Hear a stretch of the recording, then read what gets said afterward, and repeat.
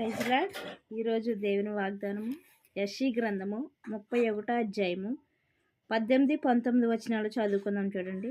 కావున మీ యందు దయచూపవలనని యెహోవా ఆలస్యము చేయుచున్నాడు, మిమ్మల్ని కరుణింపవలనని ఆయన నిలువబడి ఉన్నాడు. యెహోవా న్యాయము తీర్చు దేవుడు, ఆయన నిమిత్తము కనిపెట్టు వారందరూ ధన్యులు. సియోనులో యెరూషలేములోనే ఒక జనము కాపురం ఉండెను.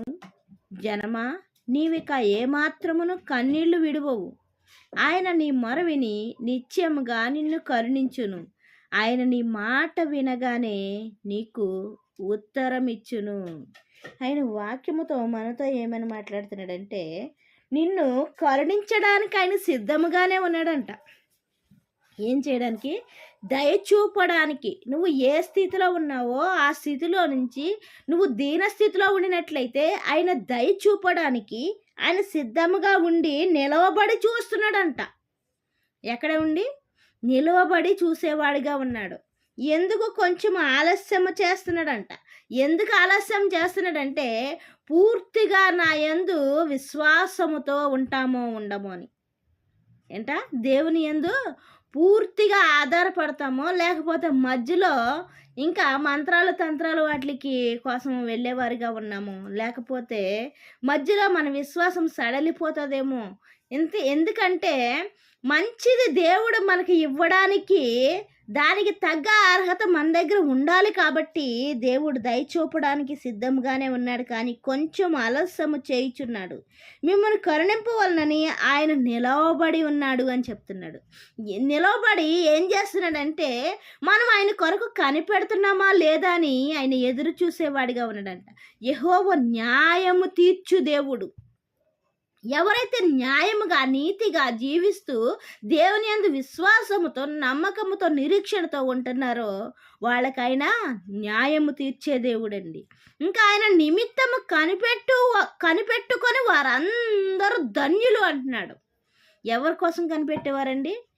ఎవరి కోసమండి? బిడ్డల కోసం కాదు, భర్త కోసం కాదు, భార్య కోసం కాదు, ఉద్యోగం కోసం కాదు, ఇల్లు కోసం కాదు, బంగారం కోసం కాదు, డబ్బు కోసం కాదు.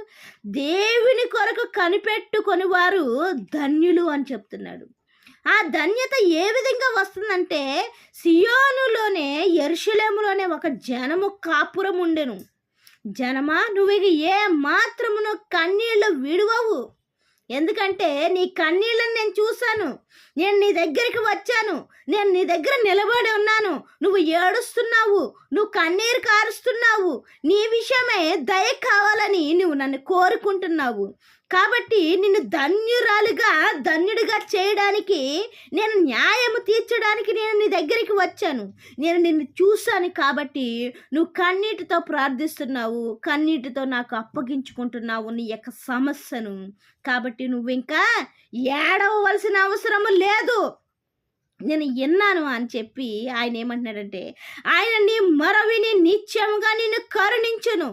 ఆయన నీ మాట వినగానే నీకు ఉత్తరం ఇచ్చును.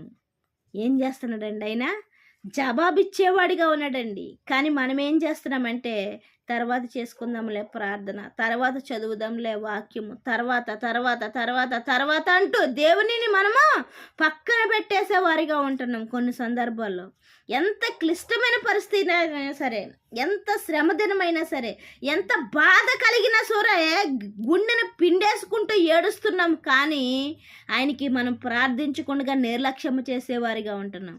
అప్పుడే అంటున్నాడు ఆయన, మీరు చేస్తారో చేయరో అని నేను మీ దగ్గరికి వచ్చి నేను చూస్తున్నాను. ఎందుకంటే మీరు బాధపడడం నాకు ఇష్టం లేదు, మీరు కన్నీరు కార్చడం నాకు ఇష్టం లేదు, మీరు కష్టములో ఉండడం నాకు ఇష్టం లేదు. కాబట్టి నేను మీ దగ్గరకు వచ్చి మీ దగ్గర నిలబడి మీకు దయ చూపాలని, మీరు కన్నీటితో ఉన్నారని ఆ కన్నీరుని తుడవాలని ఆయన మన దగ్గర నిలబడి చూస్తున్నాడంట. ఇంకా ఏం చేస్తున్నాడండి? మీ కన్నీళ్లను విడుచుట మానండి అని చెప్తున్నాడు. నీకేమాత్రమున కన్నీళ్లు విడువవు అని చెప్తున్నాడు. ఆయన మంచి వాగ్దానంతో మనతో మాట్లాడుతున్నాడండి. అయితే నువ్వు ఏడుస్తూ ఉన్నావేమో, ప్రార్థిస్తూ ఉన్నావేమో, దేవుని కొరకు ఎదురు చూస్తూ ఉన్నావేమో, న్యాయముగా ఉన్నావేమో, ఆయన్ని కొరకు కనిపెట్టేవారిగా ఉన్నారేమో. అయితే ఆయన ఏం చేస్తున్నాడండి? మనకి సమాధానం ఇవ్వడానికి ఆయన సిద్ధంగా ఉన్నాడండి. ఆ సమాధానాన్ని మనం పొందుకోవడానికి మనకున్న స్థితిగతుల నుంచి తొలగడానికి దేవుడు తొలగించడానికి సిద్ధంగా ఉన్నాడు. దానిని మనం పొందుకోవడానికి సిద్ధపాటు కలిగి ఉందాం. దేవుడి చిన్న పరిశుద్ధ వాక్యం దీవించిన గాక. వాక్య పరిచర్యలో మీ సహోదరి. ఆమెన్.